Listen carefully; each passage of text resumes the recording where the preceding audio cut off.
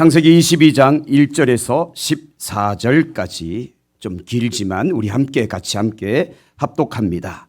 그 일 후에 하나님이 아브라함을 시험하시려고 그를 부르시되 아브라함아 하시니 그가 이르되 내가 여기 있나이다. 여호와께서 이르시되 내 아들 내 사랑하는 독자 이삭을 데리고 모리아 땅으로 가서 내가 내게 일러준 한 산 거기서 그를 번제로 드리라. 아브라함이 아침에 일찍이 일어나 나귀의 안장을 지우고 두 종과 그의 아들 이삭을 데리고 번제에 설 나무를 쪼개어 가지고 떠나 하나님이 자기에게 일러주신 곳으로 가더니 제3일에 아브라함이 눈을 들어 그곳을 멀리 바라본지라. 이에 아브라함이 종들에게 이르되 너희는 나귀와 함께 여기서 기다리라. 내가 아이와 함께 저기 가서 예배하고 우리가 너희에게로 돌아오리라 하고 아브라함이 이에 번제의 나무를 가져다가 그의 아들 이삭에게 지우고 자기는 불과 칼을 손에 들고 두 사람이 동행하더니 이삭이 그 아버지 아브라함에게 말하여 이르되 내 아버지여 하니 그가 이르되 내 아들아 내가 여기 있노라. 이삭이 이르되 불과 나무는 있거니와 번제할 어린 양은 어디 있나이까. 아브라함이 이르되 내 아들아 번제할 어린 양은 하나님이 자기를 위하여 친히 준비하시리라 하고 두 사람이 함께 나아가서 하나님이 그에게 일러주신 곳에 이른지라. 이에 아브라함이 그곳에 제단을 쌓고 나무를 벌려놓고 그의 아들 이삭을 결박하여 제단 나무 위에 놓고 손을 내밀어 칼을 잡고 그 아들을 잡으려 하니 여호와의 사자가 하늘에서부터 그를 불러 이르시되 아브라함아 아브라함아 하시는지라. 아브라함아 이르되 내가 여기 있나이다 하며 사자가 이르시되 그 아이에게 내 손을 대지 말라. 그에게 아무 일도 하지 말라. 내가 내 아들 내 독자까지도 내게 아끼지 아니하였으니 내가 이제야 네가 하나님을 경외하는 줄 아노라. 아브라함이 눈을 들어 살펴본즉 한 숫양이 뒤에 있는데 뿔이 수풀에 걸려 있는지라. 아브라함이 가서 그 숫양을 가져다가 아들을 대신하여 번제로 드렸더라. 아브라함이 그 땅 이름을 여호와 이레라 하였으므로 오늘날까지 사람들이 이르기를 여호와의 산에서 준비되리라 하더라. 아멘. 자, 오늘부터 예배가 실시간으로 전송이 됩니다. 그래서 실시간으로 전송되면 말도 조심해야 되고 모든 것이 다 조심스러워집니다. 왜냐하면 근거 자료가 되어버리니까.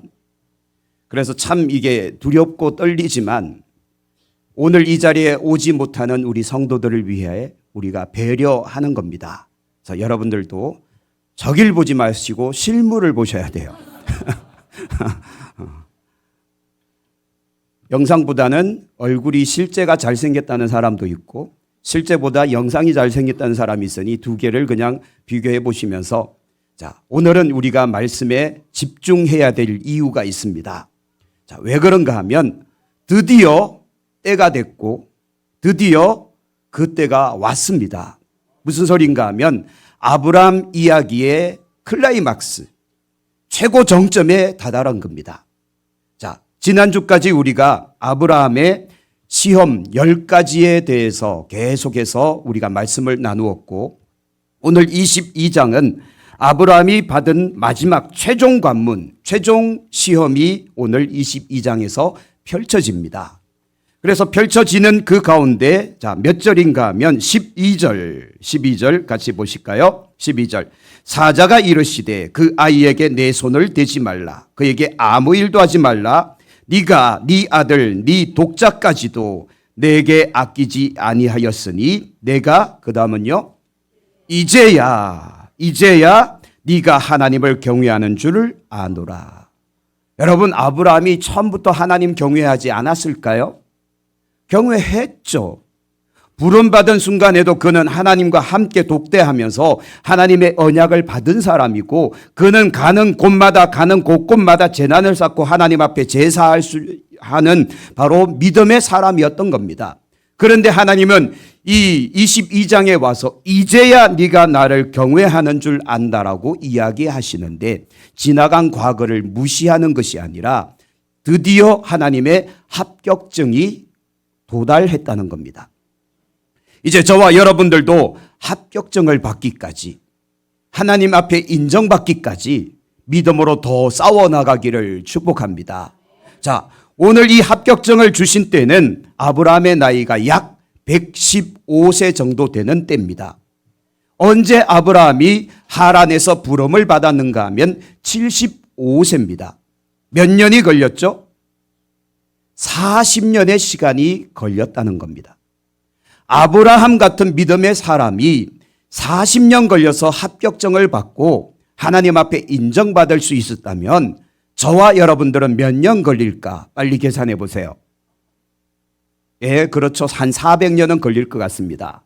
우리의 수명이 400년, 아니 500년 정도 된다면 400년 아깝지 않겠으나, 그러나 안타까움과 또 문제는 우리의 수명이 길어야 90, 100, 그죠? 짧으면 7, 80밖에 안 되는 짧은 인생 속에서 40년, 아니 400년은 사실 무리고 40년 정도도 이게 소요된다면 엄청난 시간 낭비지 않겠나라는 겁니다. 자, 그러므로 우리는 성경이 먼저 우리에게 와 있기에 하나님의 말씀을 잘 받아서 또 잘 공부해서 또 이 말씀을 잘 배워서 믿음으로 살아가다가 40년의 이 시간들이 단축되어 어떤 이는 4년 만에, 어떤 이는 넉 달 만에, 어떤 이는 4주 만에, 또 어떤 이는 4일 만에, 아니면 4시간 만이라도 우리의 삶이 완전히 하나님 앞에서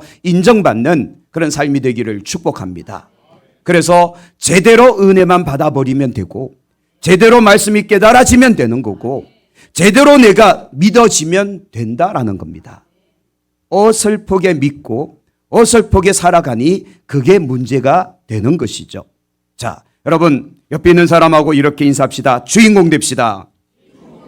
반대쪽도요. 주인공 됩시다. 자, 아브라함이 받았던 10가지 시험이 무엇인가 하면 주보에 다 기록되어 있습니다. 자, 첫 번째 시험은 하란에서 말씀에 순종하여 가나안 땅으로 이주하지 않습니까? 이주해서 정착하였는데 정착하자마자 아브라함에게 닥친 시련이 뭔가 하면 기근이 닥쳤다라는 겁니다. 이 중동 지역, 특별히 이 이스라엘 지역은 기근이다라고 표현할 정도면 한두 달 비가 오는 게 아니라 적어도 1년 아니면 2년, 3년 동안 비가 한 방울도 오지 않았다라는 것을 이야기하는 겁니다. 안 그래도 척박한 땅에 비가 2, 3년 계속 내리지 않으면 그 땅에는 아무 식물도 아무 마실 물도 없는 정말 죽음과 같은 시간들을 보내야만 하는 그런 절박한 상황이 펼쳐지게 됩니다. 하나님은 왜 아브라함을 가나안 땅에 들어가라 해놓고 그곳에 기근을 허락하셨을까? 1차 시험이었던 거죠. 환경적인 어려움이 올 때 믿음의 사람은 어떤 판단을 내리는가, 그를 시험해 보셨던 겁니다. 그런데 아브라함은 1차 시험에서 합격이다, 불합격이다? 불합격이다. 왜냐하면 그는 그곳에 계속 있지 못하고 어디로 떠나버렸죠? 애굽으로 떠나버립니다.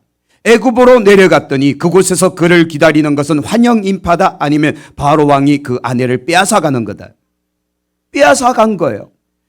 아내를 빼앗긴 겁니다. 그 이전에 그가 받았던 약속, 곧 하나님의 언약이 무엇인가 하면 네 몸에서 날 씨가 큰 민족을 이루고 너는 복의 근원이 될 것이며 모든 민족이 너로 인하여 복을 받을 것이다. 할렐루야. 그럼 이 언약이 성취되려면 그 아브라함과 아내 사레는 반드시 함께하고 있어야 되거든요. 왜? 두 사람에게 하신 약속이기 때문에. 그런데 이 한 명이 바로 왕에게 잡혀간 거예요. 곧 포로로 잡혀간 것이 아니라 바로 왕의 아내가 돼버린 겁니다. 남의 아내가 돼버린 거예요. 기가 막힌 상황 아닙니까?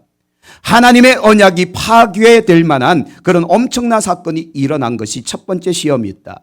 그래서 하나님께서 이렇게 말씀하셨던 것 같아요. 어이 못나나. 그리고는 직접 개입하시죠. 바로 왕에게 직접 개입하셔서 이 아내를 돌려보내도록 하나님이 촉구하셨다라는 겁니다. 자, 그러므로 여러분 한 가지 꼭 기억해야 될 건 하나님께서 여러분 삶에 개입하시는 건 은혜요 축복입니다. 하나님께서 여러분에게 말씀으로나 아니면 감동으로나 아니면 꿈으로나 아니면 또 다른 누군가의 이야기를 통해서 책망하실 땐 그게 은혜요 축복입니다. 꼭 기억하셔야 됩니다. 그때는 우리가 화내지 말고 돌이키는 게 우선순위죠.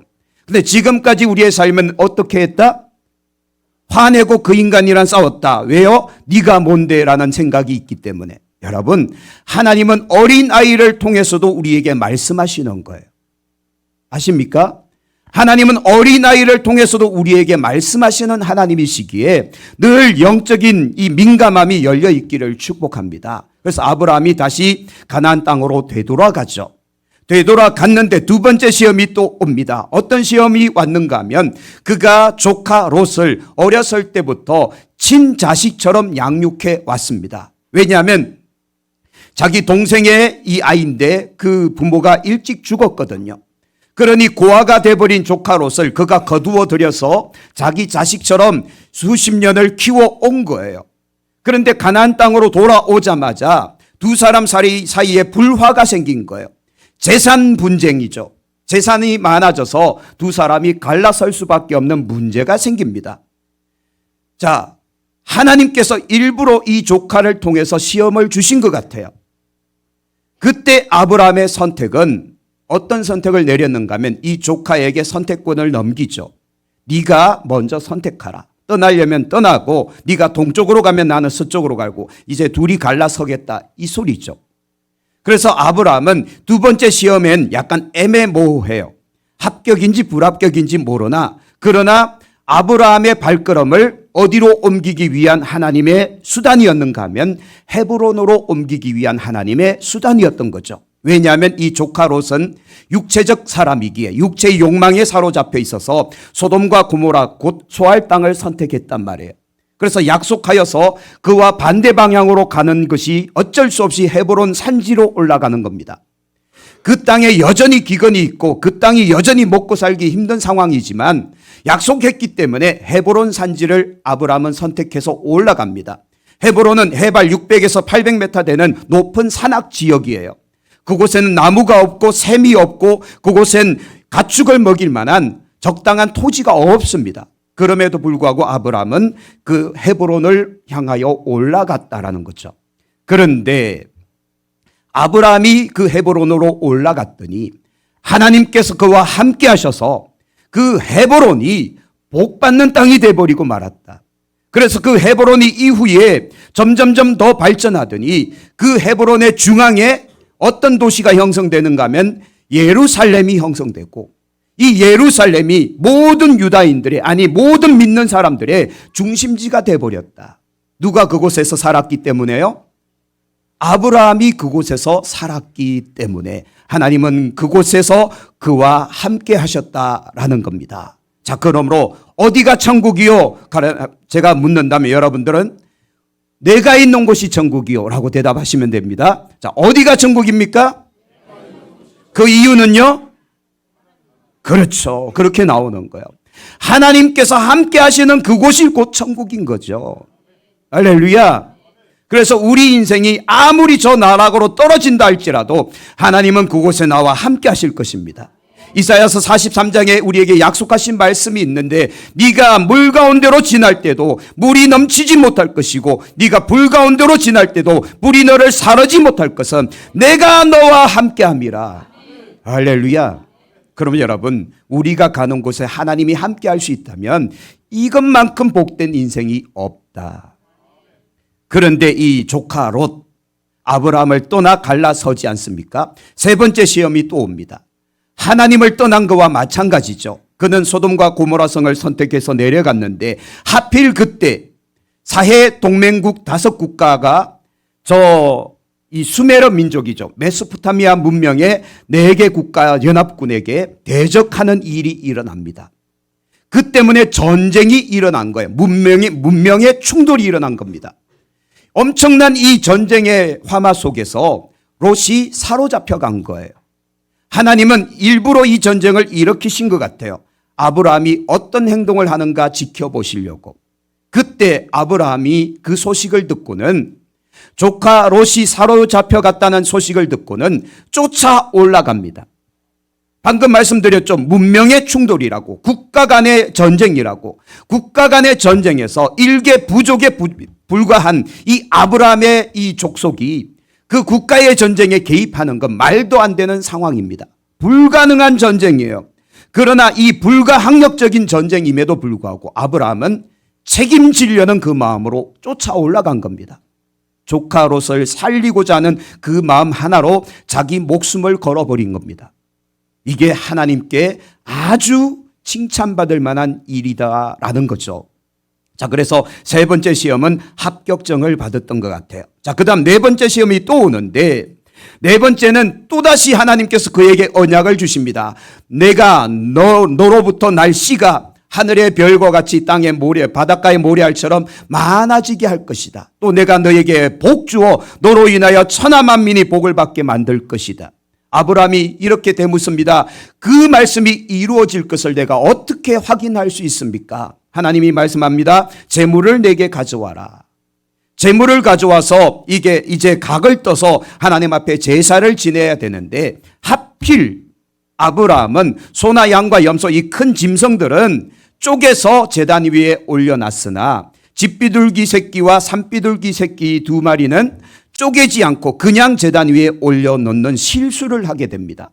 그 때문에 하나님은 그에게 진노하셔서 깊은 어둠 가운데 그가 잠에 빠지게 만들고 환상 가운데 그걸 보게 만들죠.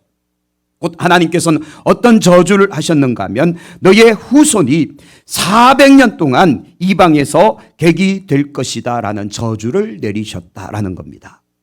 왜냐하면 너는 믿음의 조상이 돼야 될 사람이고 복의 근원이고 열국의 아비가 돼야 되는데 예배부터 실패하면 아무것도 아닌 거다 라는 걸 가르쳐 주시는 거예요. 여러분, 예배가 우리에게 어떤 의미를 갖고 있습니까? 우리 인생 가운데, 우리 삶 가운데 이렇게 주일날마다 모여 예배하는 것이 우리에게 어떤 의미냐 이거예요. 매주일마다 의뢰이 돌아오는 형식입니까? 그렇게 생각하면 큰일 납니다. 오늘이라는 시간이 지나가 버리면 지금 이 시간은 평생 못 돌아옵니다. 우리에게 주어진 하나님의 은혜요, 하나님의 복이요, 우리가 당연히 해야 될 하나님 앞에 드리는 영광이다라는 겁니다.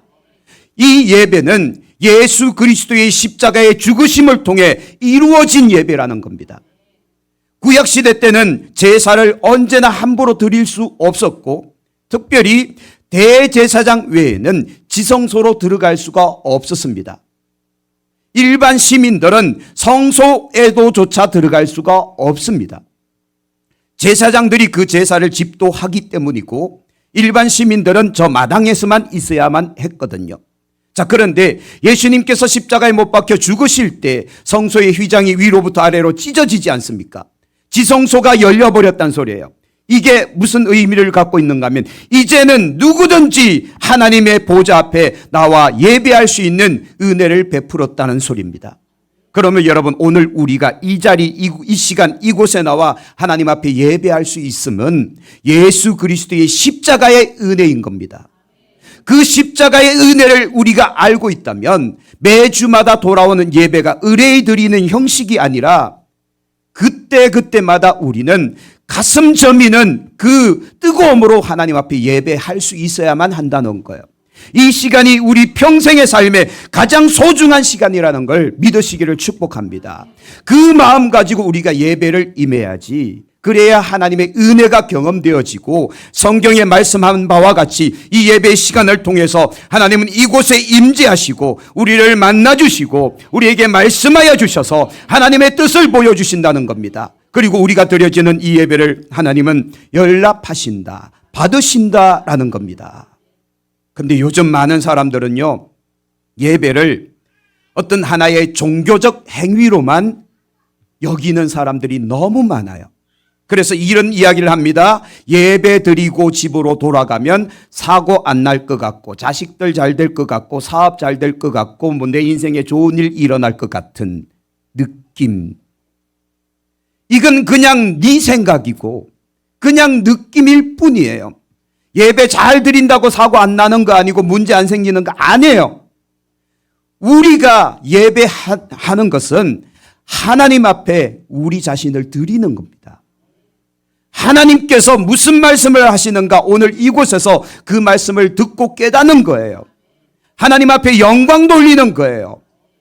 그래서 우리가 예배하는 것은 예수님의 십자가의 은혜를 깊이 경험하는 시간이 되어야만 한다라는 겁니다.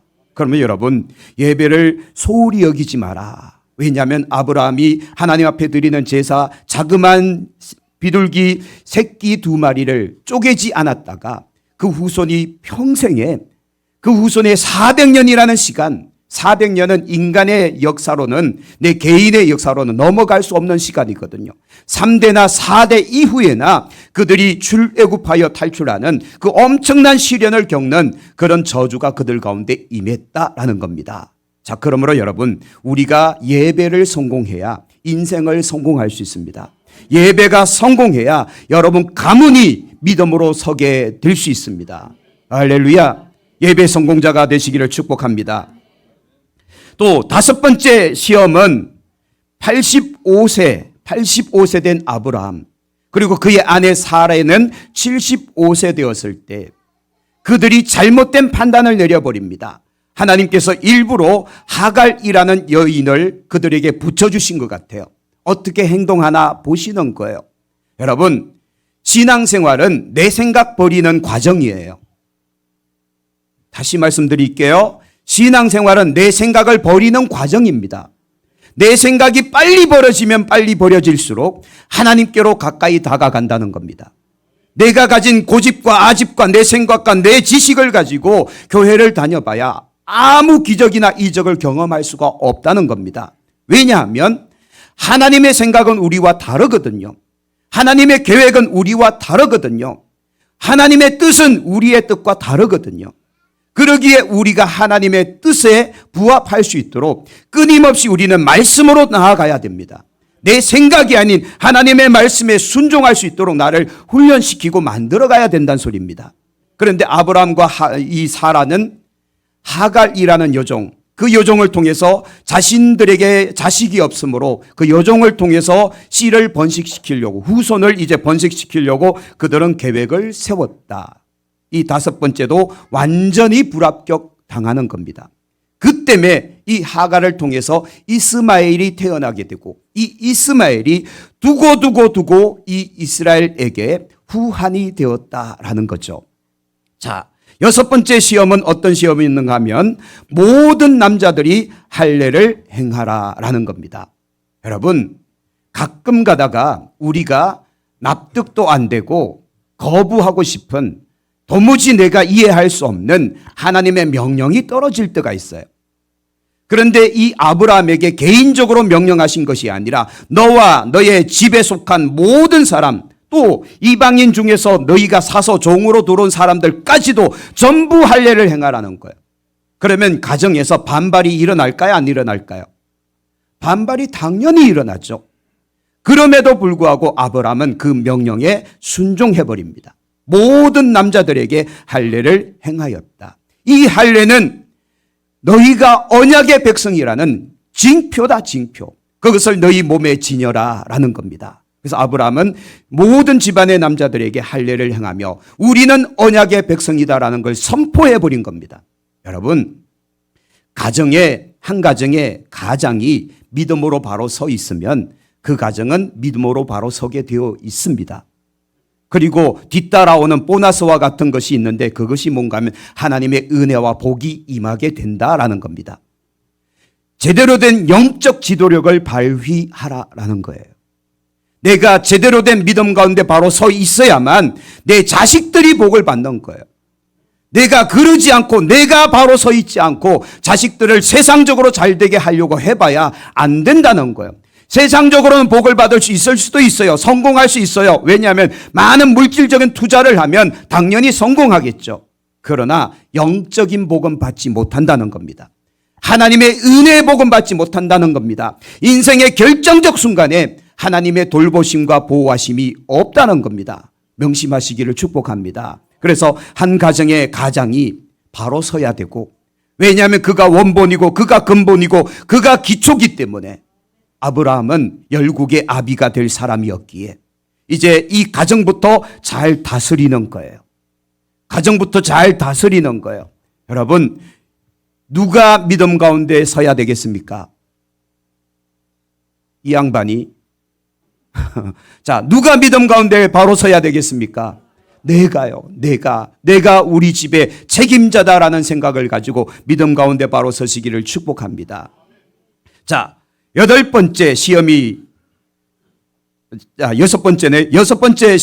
일곱 번째 시험이 또 뭔가 하면 소돔과 고모라 성이 유황과 불로 멸망당한 사건이 일어납니다.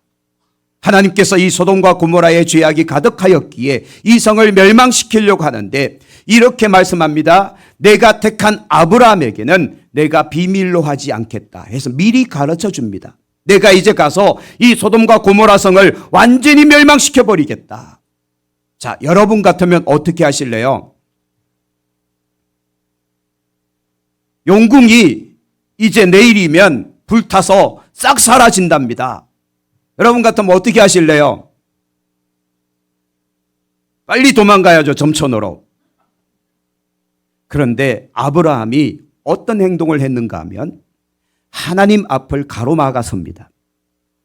하나님 앞을 가로막아 서면서 어찌하여 전능자 곧 하나님께서 저 백성을 멸망시키려 하시나이까? 그 성읍 가운데 의인이 있으면 멸망시키면 안 되는 거 아닙니까? 하나님이 먼저 정의를 행하셔야 하는 것 아닙니까? 하나님 앞을 가로막았어요. 맞는 소리에 틀린 소리예요. 맞는 소리예요.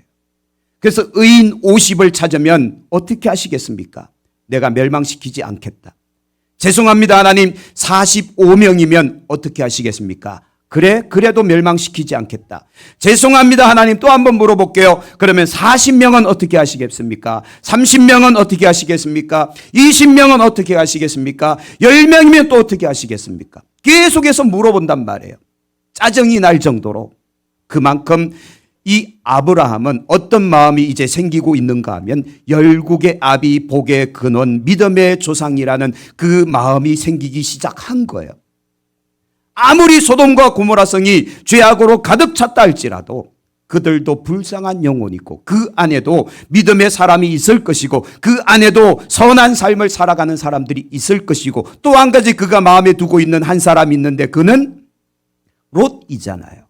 롯이 그곳에서 죽을까 봐 아브라함은 막아서는 거예요. 예전에 말씀드렸죠. 한 사람의 영혼을 책임지려는 그 마음을 가진 자에겐 하나님께서 열국을 맡기신다고. 다윗을 선택하실 때 다윗은 자기 목숨을 걸고 아버지의 양떼를 지킵니다. 사자가 오고 곰이 들어와도 목숨 걸고 사자와 싸우고 곰과 싸워서 아버지의 양떼를 지키는 모습을 하나님이 지켜보셨단 말이에요. 아하, 이 사람에게는 내가 내 백성 이스라엘을 맡겨도 되겠다. 왜요? 내 백성 이스라엘은 나의 어린 양떼인데 누가 목숨 걸고 저 백성을 지키겠는가? 아브라함이 눈에 띈 거예요. 그러므로 여러분, 복음을 책임지려고 하는 교회에 하나님은 이 땅을 맡기신다. 아니, 열방을 맡기실 것이다 라는 믿음이 있으시기를 축복합니다. 그래서 우리는 책임지려는 마음, 그런 책임지려는 믿음을 가지고 있어야만 한다라는 거예요. 그냥 나만 교회 다니고 나만 인생 가운데 성공하고 나만 일하는 이기적인 생각이 아니라 복음을 가지고 이 땅을 책임질 그런 거룩한 부담감을 지닐 때 하나님은 이 땅이 아니라 이 문경시가 아니라 이 나라를 주신다라는 거죠. 빨리 이 누군가가 빨리 캐치해야 돼요. 내가 하나님의 일을 책임지려고 할 때 하나님은 우리에게 이 땅을 맡기신다는 겁니다. 그래서 그런 사람들이 정치적으로 성공하더라는 거예요. 더 나아가서 이 나라를 책임지려는 생각을 해버리면 하나님은 열방을 책임지게 만들어 버리신다라는 겁니다. 아브라함에겐 그런 모습이 있었던 거죠. 그래서 하나님은 그에게 열국을 맡기신 겁니다. 할렐루야. 그리고 이제 여덟 번째 시험은 뭐예요? 그가 그랄 땅으로 갔다가 또 그의 아내 사라를 빼앗기는 일이 일어납니다. 세상에 참 이런 못난 남편이 또 있을까요? 아내를 2번이나 팔아먹었어요. 아내들이요, 여러분들이면 그 남편과 산다 안 산다? 안 산다. 그죠? 안 산다. 근데 이 사례는 거기에 대해서 어떤 이야기도 하지 않았다. 성경에 사라가 무슨 말을 했는지 기록이 없다는 거예요. 놀랍지 않습니까? 자, 그런데 이 아브라함은 이런 못난 모습을 지니고 있었음에도 불구하고 하나님은 그에게 시험하신 거예요. 어떤 시험을 하셨는가 하면 이 그랄 땅으로 가서 이제 내년이면 1년 뒤면 하나님의 언약이 성취되는데 끝까지 그 하나님의 언약을 믿을 수 있는지에 대한 시험이거든요. 이때가 아브라함이 몇 살인가 하면 99세예요. 몇 살이라고요? 99세예요. 이제 몇 년 남았어요?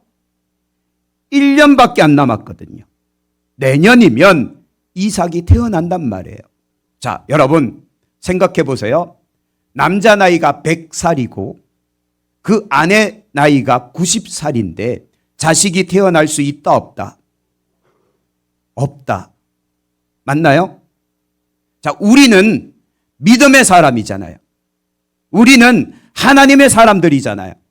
우리는 하늘에 속한 사람들이잖아요. 다시 물을게요. 남자 나이가 100살이고 그 아내 여자의 나이가 90살인데 자식을 낳을 수가 있다 없다? 뭐죠 이 반응은? 현실적으로는 불가능해요. 그러나 믿음으로는 가능한 것이 하나님께서 말씀하셨습니다. 여호와께 능치 못할 일이 있겠느냐고. 여호와께 능치 못할 일이 있겠느냐고. 할렐루야. 어떤 학생이 이렇게 이야기합니다. 사회자가 물었어요. 고3인데 넌 어디를 가고 싶으냐 대학교를. 그랬더니 서울에 있는 학교 인서울을 하고 싶습니다. 그런데 현실적으로는 지방대를 갈 수밖에 없는 것 같습니다. 자, 그랬더니 사회자가 또 이렇게 물어요. 네가 아내를 맞이하려면 이쁜 여자를 선택할래? 아니면 그저 그런 여자를 선택할래? 그랬더니 이 아이가 뭐라고 대답했을까요? 당연히 이쁜 여자예요. 그랬더니 사회자가 또 이렇게 이야기합니다. 현실적으로 이야기해라. 현실적으로는 이쁜 여자가 너를 택하는 건 불가능한 일이야. 두 개가 모순이 돼버렸어요. 학교는 현실적으로는 지방대를 가야만 한다라고 이야기하는데 여자친구를 사귈 때는 현실적으로 이쁜 여자를 만나려고 하는데 이게 꼬인 거예요. 즉 우리의 사고는 상황에 따라 달라져 버려요. 그렇죠?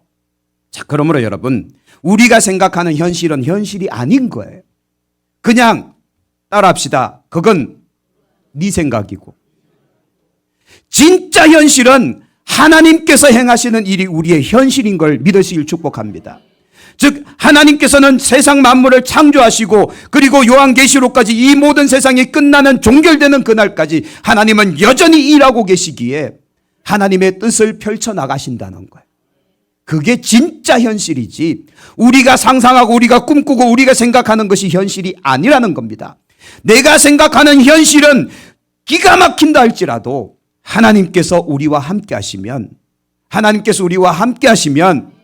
하나님의 뜻이 이루어지는 겁니다.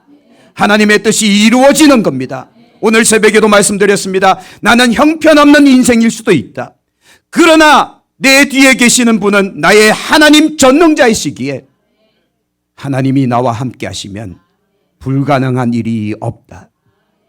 그러므로 내가 포기하지 않고 믿음 가운데 서 있을 수만 있다면 그 믿음이 현실로 이루어지는 날이 온다는 거예요. 하나님의 때, 하나님의 시간에 말이죠. 자, 9번째까지 또 가고 10번째까지 확인하고 다시 또 말씀드릴게요. 자, 9번째는 약속의 자녀가 태어났습니다. 이삭이 태어났거든요. 그랬더니 집안에 있는 하나님이 약속하지 않는 자녀 이스마엘이 있었단 말이죠. 이 이스마엘을 하나님은 어떻게 하도록 하시는가 하면 쫓아내도록 명령하십니다. 여러분, 믿음이 집에 자리를 잡고 있어야 되지 불신앙이 집안에 자리 잡고 있으면 큰일 납니다. 다시 말씀드리죠. 여러분 삶의 현장 가운데 믿음이 중심이 되어야만 하지, 내가 의심이나 불신앙이나 이런 것들이 우리 삶의 중심에 와 있다가는 큰일 난다는 겁니다. 쫓아내야 돼요. 쫓아내야 돼요.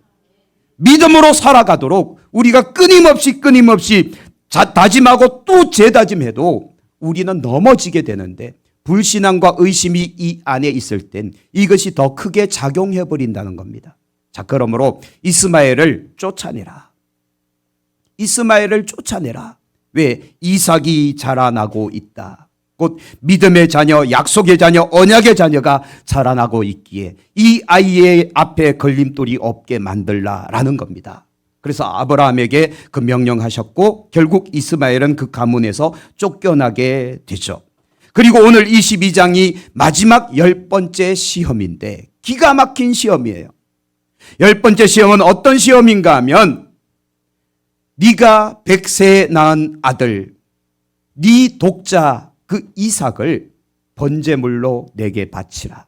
죽이란 소리예요. 여러분, 이 시험이 무엇을 의미하는 걸까요? 자, 여러분들이 100세의 아들을 낳았어요. 하나님께서 어느 날 갑자기 감동 주시는데 죽여라. 그럼 어떻게 하실래요? 예? 악한 신이야. 저 신은 악한 신이야. 저 신은 인정하면 안 돼. 믿으면 안 될 것 같아. 그리고는 우리는 우리 삶을 살아가려고 시도를 하겠죠. 그런데요. 지나간 40년 동안 아브라함의 삶을 엿보시기 바랍니다. 아브라함은 지나간 40년 동안 엄청난 인생의 시련과 엄청난 인생의 경험을 통해서 여기까지 온 거거든요. 하나님이 말도 안 되는 요구를 하셨어요. 네 아들을 바쳐라. 네 아들을 죽이라. 그런데 지금 아브라함은 머뭇거리지 않습니다. 아들과 장작과 불과 아들 도망갈까 봐 두 종을 데리고 떠납니다.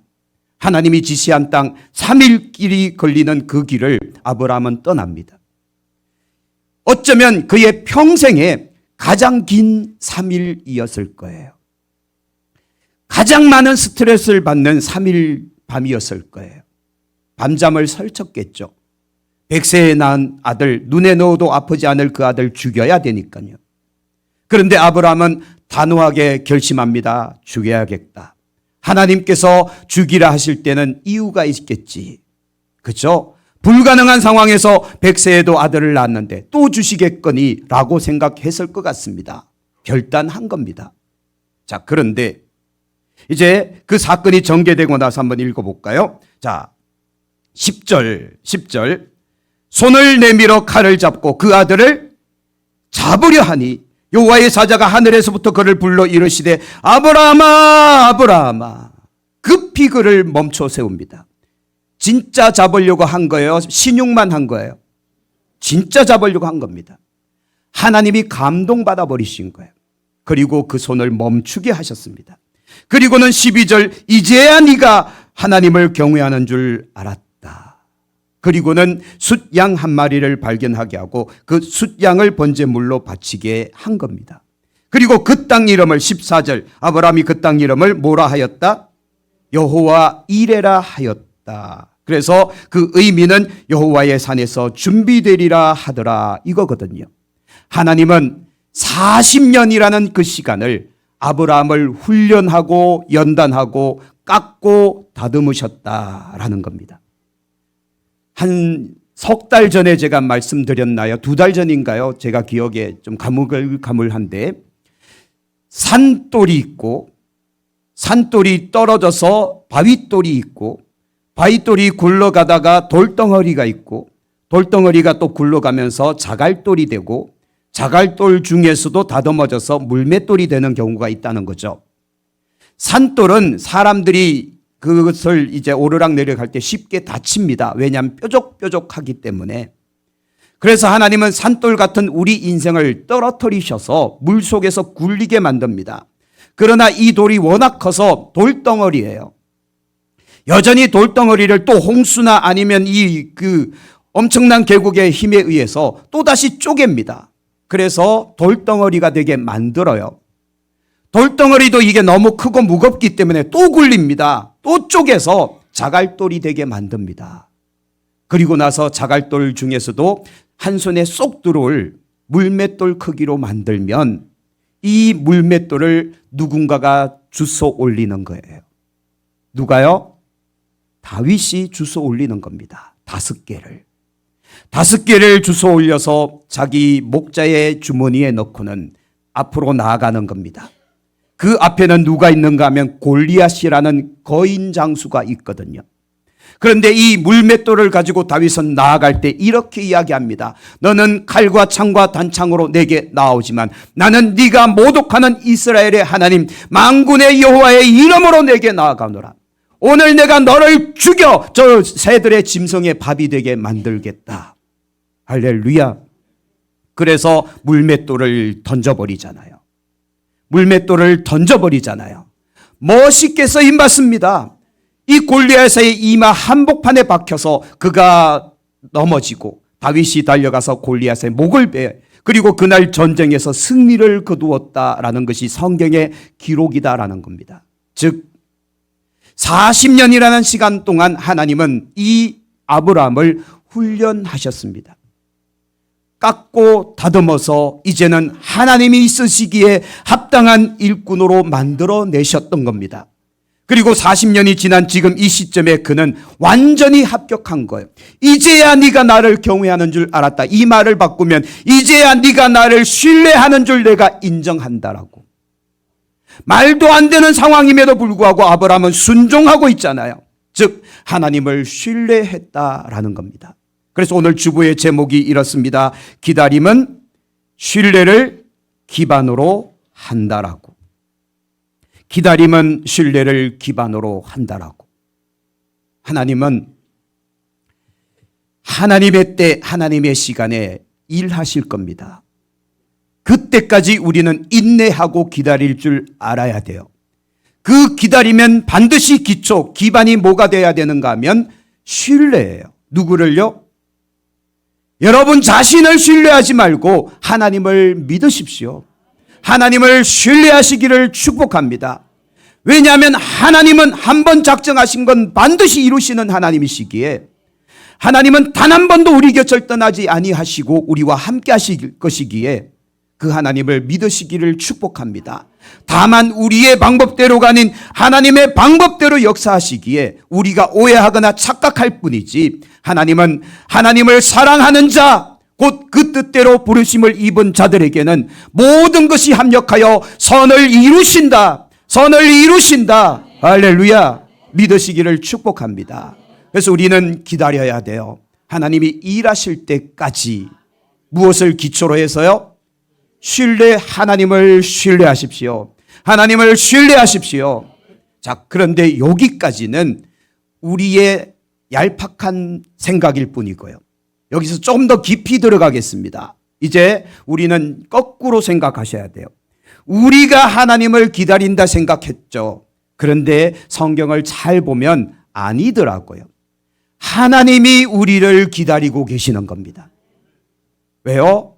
75세 때 아브라함을 부르셔서 그에게 언약을 하셨습니다. 그리고 하나님은 말씀하십니다. 이제야 네가 나를 경외하는 줄 알았다고 40년을 기다리셨더라고요. 이스라엘 백성들을 애굽에서 건져내신 다음 가나안 땅에 들어가게 하기까지 그들은 40년이라는 시간을 광야에서 방황해야만 했었습니다. 그 40년이 지나자 그들이 가나안 땅에 들어갔는데 그 시간을 그들이 기다린 것이 아니라 하나님께서 그들이 변화될 때까지 기다리신 시간이 40년이었던 거예요. 즉 중심, 곧 그 주도권이 나에게 있는 것이 아니라 하나님께 있더라는 겁니다. 그 시간은 그래서 누가 만들어내는 시간인가 하면 하나님이 정한 시간이 아니라 내가 정하는 시간이더라는 겁니다. 내가요, 내가. 40년이라는 시간을 내가 정하는 거라고요. 내가 준비가 되면 하나님께서 일하시는데 그 일하시는 시간이 40년이었던 거죠. 즉 내가 지금 당장 믿음으로 바로 서면 지금 당장 하나님께서 일하시는 것을 내가 믿음이 없어서, 내가 하나님을 신뢰하지 못해서, 내가 하나님 앞에 온전히 충성하지 못해서, 충성할 때까지, 신뢰할 때까지, 믿을 때까지, 일할 수 있는 준비가 될 때까지 하나님은 기다리고 계시는 거예요. 그 기다리시는 시간 속에서 끊임없이 하나님은 바로 왕을 붙이시고, 또 아비멜렉을 붙이시고, 하갈을 붙이시고, 또 기근을 붙이시고, 온갖 여러 가지 많은 상황들을 붙이셔서 우리를 훈련하고 연단하고 깎고 다듬으면서 바위돌 같은 그 인생을 자갈돌에서 이젠 드디어 물맷돌로 만드는 시간, 그때까지 하나님은 기다리고 계셨더라는 겁니다. 그 시간이 40년이었던 거예요. 여러분, 이 사실들이 깨달아져야 됩니다. 아하, 하나님은 지금도 나를 기다리고 계시는구나. 제가 목사 안수를 받은 것이 2006년 11월 11일이거든요. 신학교를 들어간 것이 1992년이었거든요. 자, 목사 안수 받기까지 몇 년이 걸렸나요? 신학교 들어가서 2006년까지 계산이 안 되세요? 14년 정도 걸렸죠. 해서 해수로 하면 15년의 시간이 걸렸습니다. 한 사람의 목회자가 안수받고 서기까지 오랜 시간이 필요합니다. 그런데 그 시간들을 그냥 시간만 보낸 게 아니라 전도사 생활을 해야 되고, 파트타임에서 풀타임도 해야 되고, 이제 또 다시 그곳에서 여러 가지 많은 예배인도, 그리고 신방, 여러 가지 많은 훈련을 받고 나서 지방의 목사님들이 야, 이 사람은 이제 준비가 됐다 인정될 때, 그때 지방회에서 결의하고 목사 안수를 주는 겁니다. 이게 우리들의 방식이잖아요. 하나님도 똑같다는 겁니다. 언제 우리의 삶을 열어주시는가? 언제 우리의 기도가 응답이 되는가? 언제 우리 삶에도 기적이 일어나는가? 언제 내 인생에도 쨍하고 해뜰 날이 오는가? 그것은 내가 준비가 되었을 때예요. 내가 그릇을 준비하였을 때예요. 내가 하나님 나라를 위해서 기쁜 마음으로 헌신하고 충성할 수 있을 때, 그때 하나님의 역사는 일어나기 시작한다는 걸 기억하시기를 축복합니다. 그래서 우리는 거꾸로 생각해서 내가 하나님을 기다린다 생각하는데 아니에요. 그 기다림의 결론은 어쩌면 안동역이에요. 이게 뭔 소린지 아시는 사람들은 그 노래를 아는 사람이에요. 안 오는 건지 못 오는 건지 대답 없는 사람아, 오지 않는 사람아, 안타까운 내 마음만 녹고 녹는다. 기적소리 끊어진 안동역에서요. 우리가 기다리는 기다림은 그와 같이 허무한 인생을 만들어낼 수 있다는 겁니다. 그러므로 여러분, 믿음 없이 기다리면 하염없이 기다릴 수밖에 없는 거예요. 그러나 여러분, 싸우고 또 싸우고 깨지면서도 또 믿음으로 싸우고, 넘어지고 자빠져도 또 믿음으로 싸우고, 여러분 지나간 시간 속에서 여러분 그렇게 살아오셨잖아요.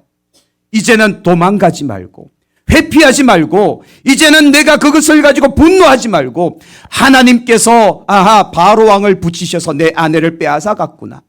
내가 깨달아야 될 게 뭘까? 그렇죠? 하갈을 통해서 엉뚱한 짓을 하게 만들었구나. 아하, 내가 그때 좀 참을 걸. 훈련, 또 훈련, 또 훈련 받는 거예요. 우리 인생 가운데 이와 같이 하나님은 무수한 것들을 동원시키셔서 우리를 깨닫게 하시고, 훈련하시고, 깎으시고, 다듬으시고, 만드셔서 하나님이 쓰시기에 합당한 사람으로 만들어 가시는 거예요. 그러므로 여러분, 교회 생활은 딱 앉아서 예배를 구경하고 예배 끝났다 집에 가자, 이게 아니에요.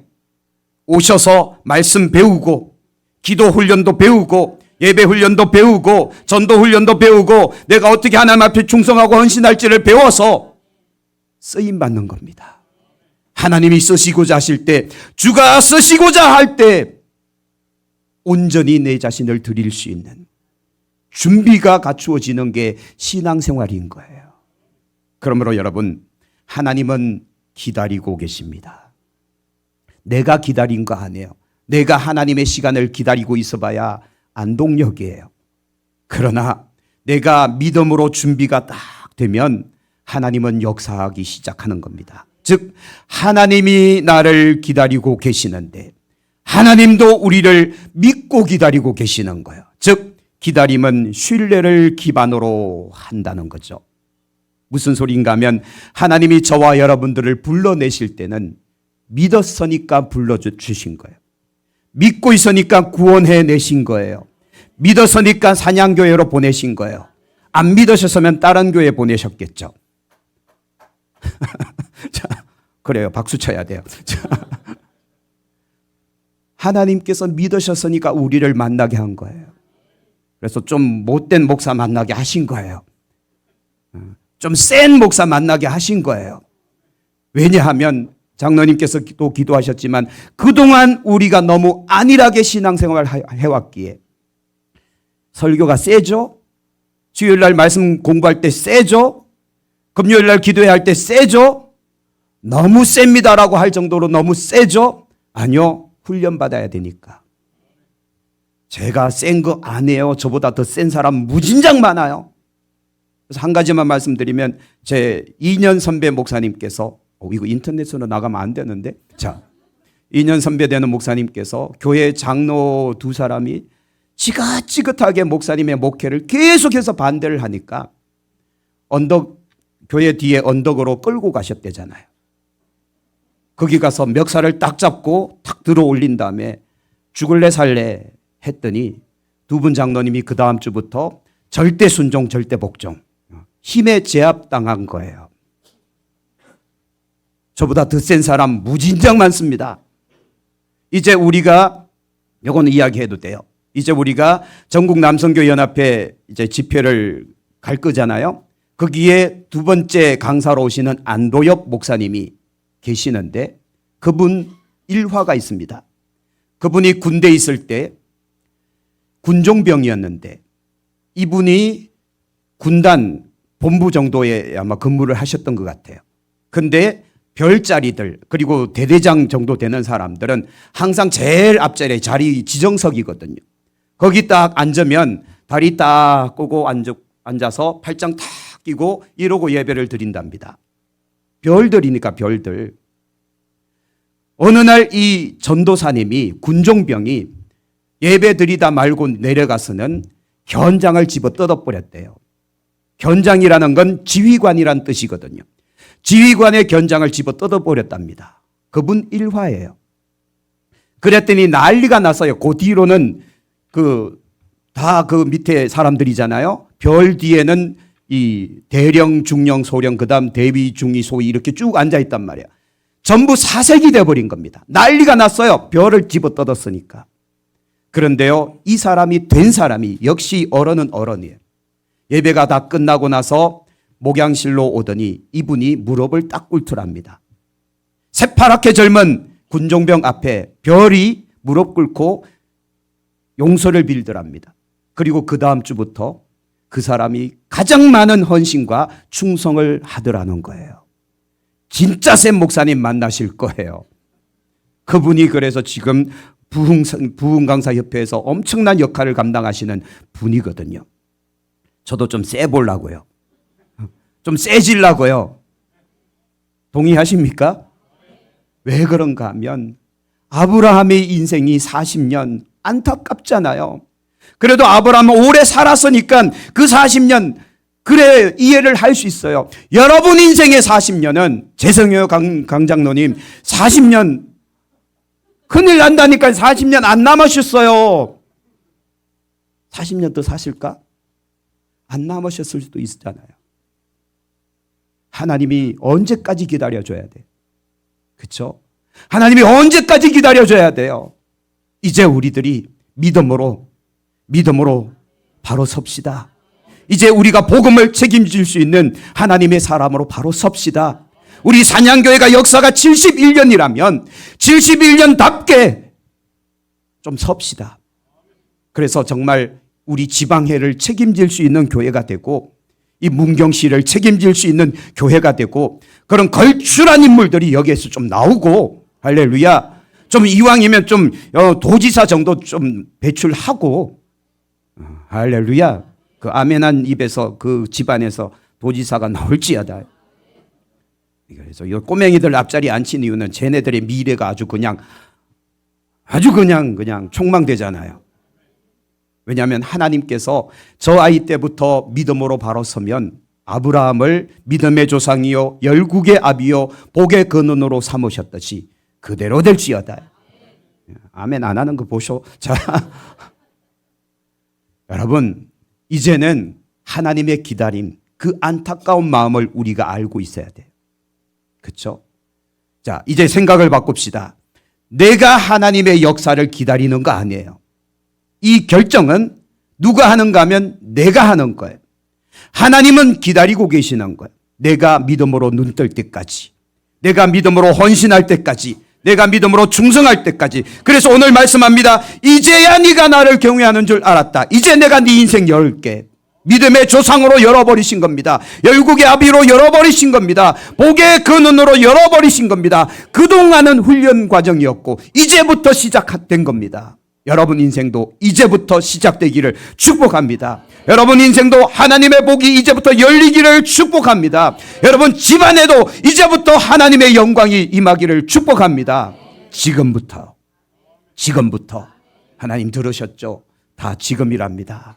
이제 온전한 헌신과 온전한 충성으로 믿음 가운데 바로 서서 여러분 인생 가운데, 여러분 삶 가운데 하나님의 기적과 이적과 역사와 하나님의 영광의 임함이, 그리고 하나님께서 여러분들을 보시면서 너무 좋아서 정말 웃음이 막 커져가는 우리의 믿음의 삶이 되기를 축복합니다. 기도하겠습니다.